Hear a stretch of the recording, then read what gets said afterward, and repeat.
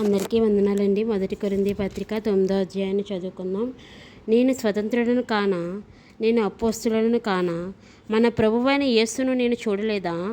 ప్రభువునందు నా పనికి ఫలము మీరు కారా? ఇతరులకు నేను అపోస్తలుడను కాకపోయినను మీ మట్టుకైనను అపోస్తలుడనై ఉన్నాను. ప్రభువునందు నా అపోస్తలత్వమునకు ముద్రగా ఉన్నవారు మీరే కారా? నన్ను విమర్శించు వారికి నేను చెప్పు సమాధానం ఇదే. తినుటకును త్రాగుటకును మాకు అధికారం లేదా? తక్కిన అపోస్తలుల వలె ప్రభు యొక్క సహోదరుల వలెను కేఫా వలన విశ్వాసులైన భార్యను వెంట పెట్టుకుని తిరుగుటకు మాకు అధికారం లేదా? మరియు పని చేయకుండుటకు నేనును బర్నబాయు మాత్రమే అధికారం లేని వారమా? ఎవడైనా తన సొంత ఖర్చు పెట్టుకుని దండులో కొలువు చేయున ద్రాక్షతోట వేసి దాని ఫలము తినని వాడేవాడు? మందను కాచి మందపాలు త్రాగని వాడేవాడు? ఈ మాటలు లోకాచారమును బట్టి చెప్పుచున్నానా? ధర్మశాస్త్రం కూడా వీటిని చెప్పుచున్నది కదా. కళ్ళము త్రొక్కుచున్న ఎద్దు మూతికి చిక్కం పెట్టవద్దు అని మోషే ధర్మశాస్త్రములో వ్రాయబడి ఉన్నది. దేవుడు ఎడ్ల కొరకు విచారించున్నాడా? కేవలం మన కొరకు దీనిని చెప్పుచున్నాడా? అవును, మన కొరకే కదా ఈ మాట వ్రాయబడిను. ఏలయనగా దున్నువాడు ఆశతో దున్నవలెను, కళ్ళము త్రొక్కించువాడు పంటలో పాలు పొందునను ఆశతో త్రొక్కింపవలను. మీ కొరకు ఆత్మ సంబంధమైనవి మేము విత్తి ఉండగా మీ వలన శరీర సంబంధమైన ఫలములు కోసుకునేట గొప్ప కార్యమా? ఇతరులకు మీ పైన ఈ అధికారంలో పాలు కలిగిన ఎడల మాకు ఎక్కువ కలదు కదా. అయితే మేము ఈ అధికారమును వినియోగించుకొనలేదు. క్రీస్తు సువార్తకు ఏ అభ్యంతరమైనను కలుగుకుండుటకై అన్నిటినీ సహించుచున్నాము. ఆలయ కృత్యమును జరిగించువారు ఆలయం వలన జీవనము చేయుచున్నారనియు, బలిపీఠం వద్ద కనిపెట్టుకుని ఉండేవారు బలిపీఠముతో పాలివారై ఉన్నారని మీరు ఎరుగరా? అలాగున సువార్త ప్రచురించేవారు సువార్త వలన జీవించవలనని ప్రభువు నియమించి ఉన్నాడు. నేనైతే వీటిలో దేనినైనా వినియోగించుకొనలేదు. మీరు నా ఎడల ఇలాగున జరుపవలనని ఈ సంగతులు వ్రాయను లేదు.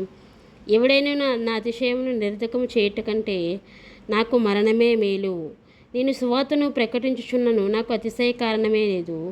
సువార్తను ప్రకటించవలసిన భారం నా మీద మోపబడి ఉన్నది.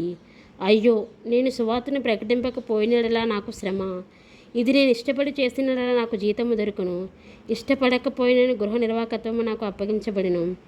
అట్లయితే నాకు జీతమేది? నేను సువార్తను ప్రకటించినప్పుడు సువార్త యందు నాకున్న అధికారమును పూర్ణంగా వినియోగపరచుకొనకుండా సువార్తను ఉచితంగా ప్రకటించుటయే నా జీతము. నేను అందరి విషయము స్వతంత్రుడై ఉన్నను. ఎక్కువ మందిని సంపాదించుకున్నటకై అందరికీ నన్ను నేనే దాసునిగా చేసుకుంటుని. యూదులను సంపాదించుకున్నటకు యూదుని వలె ఉంటిని. ధర్మశాస్త్రముకు లోబడిన వారిని సంపాదించుకున్నటకు నేను ధర్మశాస్త్రముకు లోబడిన వాడిని కాకపోయినను ధర్మశాస్త్రమునికి లోబడిన వాని వలె ఉంటిని. దేవుని విషయమై ధర్మశాస్త్రం లేనివాడను కాను, కానీ క్రీస్తు విషయమై ధర్మశాస్త్రమునికి లోబడిన వాడను.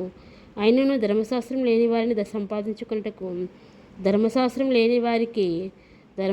లేని వారి వలె ఉంటిని.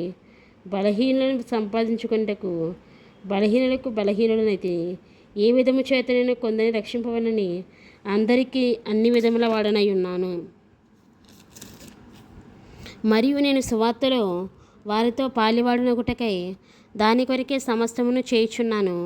పందెపు రంగమందు పరిగెత్తు వారందరూ పరిగెత్తుదురు, కానీ ఒక్కడే బహుమానం పొందునని మీకు తెలియదా? అటువలే మీరు బహుమానం పొందినట్లుగా పరుగెత్తుడి. మరియు పందెమందు పోరాడు ప్రతివాడు అన్ని విషయములందు మితముగా ఉండును.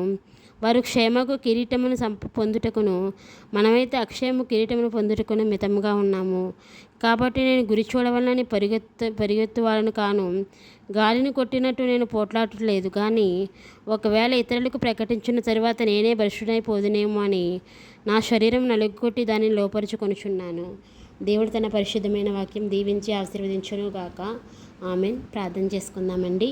పరిశుద్ధమైన తండ్రి, సర్వాధికారమైన తండ్రి, సర్వాంతర్యామివైన యేసయ్య, నీ ఘనమైన పాదములకు స్తుతులు స్తోత్రాలు వందనాలు ప్రభా.